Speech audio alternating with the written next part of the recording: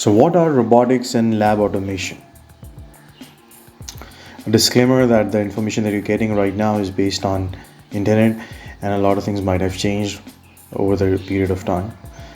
So robotics and lab automation involve use of robotics to assist in laboratory tasks such as sampling handling, liquid handling, and instrument operations.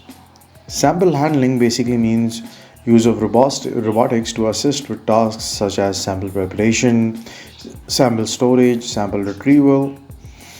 Liquid handling includes tasks such as dispensation and mixing and transferring of liquids. Instrument operations include use of laboratory equipment such as centrifuges, microscopes, and PCR machines. Microplate handling means filling, sealing, and transferring microplates that can then be used for diagnosis. There's something called as high-throughput screening that is also done by lab automation robotics, which is basically automated screens of large number of samples.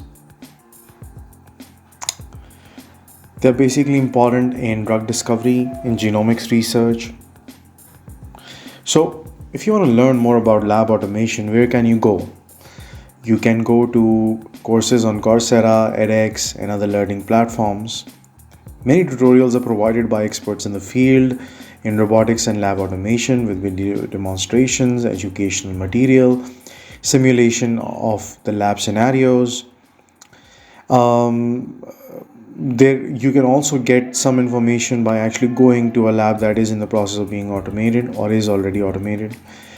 It's important to note that the use of robotic systems in lab automation requires specialized training and knowledge of the specific laboratory, that type of laboratory.